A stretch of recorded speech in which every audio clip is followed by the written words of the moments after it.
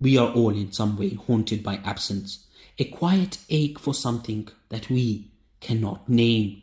This emptiness is not a flaw, but a fundamental part of being human. As Heidegger warned, we often flee from the silence of our own being, terrified of what we might hear. We are creatures who long. We hunger for meaning, connection, and a sense of completion, yet so often we misplace this longing. We chase illusions, cling to projections, and betray ourselves in the process. Let's start with cheating. On the surface, it seems like a violation of trust, a fracture in the relationship, but beneath that lies a deeper fracture, a rift between the self and the truth of what it needs. Nietzsche called this ressentiment, a ressentiment turned inwards, a refusal to confront one's own unmet desires. Cheating is rarely about the person we betray. It's about the story we tell ourselves. It's an act of desperation, a misguided attempt to fill a void, to feel desired, powerful, or alive. But as Sartre wrote, hell is other people. When we demand they save us from ourselves, the void cannot be filled by another person. It can only be masked, briefly, by the thrill of transgression. And when the thrill fades, the emptiness remains, now sharpened by guilt. This brings us to idealization, the habit of turning people into symbols. We paint them in gold, project them onto them every quality we think we lack, and whisper, "You are the answer." Here we enact Plato's allegory of the cave, mistaking shadows on the wall for forms themselves. But idealization is a kind of theft. It robs others of their humanity, reducing them to a mirror for our own unmet needs. Simon de Beauvoir called this the ethics of ambiguity, refusing to let others exist as free, flawed beings. We fall in love, not with the person, but with the idea of them, the perfect partner, the savior, the missing piece. And when they all fail to live up to the myth, we feel betrayed.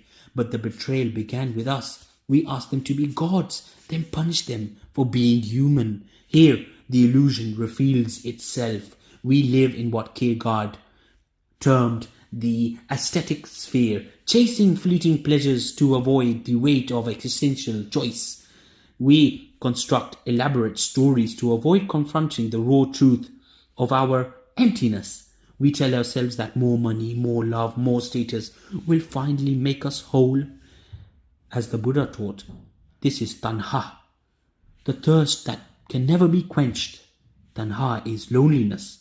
We lose ourselves in daydreams of a better life, a better self, a better world, but illusions are fragile. They shatter the moment reality breathes on them, leaving us disoriented.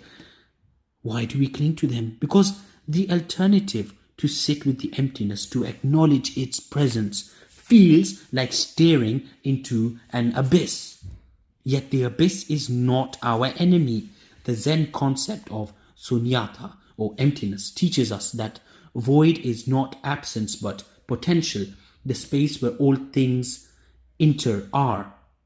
The emptiness we fear is not a pit to escape but a space to meet. It is the quiet room where we confront the truth. We are already whole, but we've been taught to believe we are not. As Rumi wrote, "You are not a drop in the ocean, you are the entire ocean in a drop."